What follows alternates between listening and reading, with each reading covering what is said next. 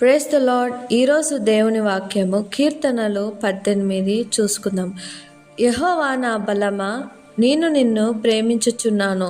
యెహోవా నా శైలము, నా కోట, నన్ను రక్షించువాడు, నా కేడము, నా రక్షణ శృంగము, నా ఉన్నత దుర్గము, నా దేవుడు, నేను ఆశ్రయించుచున్న నా దుర్గము అని ఇక్కడ వాక్యం సెలవిస్తుంది. ఇక్కడ దావీదు భక్తుడు ఏం చేస్తున్నాడంటే, యెహోవా నా బలమా అంటే యెహోవాయే నా బలము, నేను ప్రేమించుచున్నాను అంటే యెహోవాని ఇక్కడ దావీదు భక్తుడు ప్రేమిస్తున్నాడు. యెహోవా నా శైలమా, నా కోట, నా రక్షకుడు అని ఇక్కడ వాక్యంలో సెలవిస్తుండు. ఇక్కడ మనం ఏం నేర్చుకోవాలనంటే యెహోవాయే మన బలము.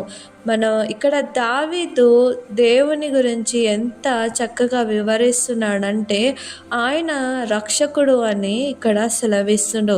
నిజమే కదండి, దేవుడు మన రక్షకుడు. ఆయన లేకుండా మనము పరలోకానికి వెళ్ళేవారము కాదు. ఆయన ఈ లోకానికి వచ్చి మన కొరకు మరణించి, మన పాపల కొరకు మరణించి మనల్ని రక్షించిండు కదా. కాబట్టి ఆయన మన బలము. ఇది జ్ఞాపకం చేసుకోవాలి. మనం కృంగిపోతున్న సమయంలో యెహోవాయే మన బలము. దేవుడి చక్కటి వాక్యాన్ని దీవించునుగాక.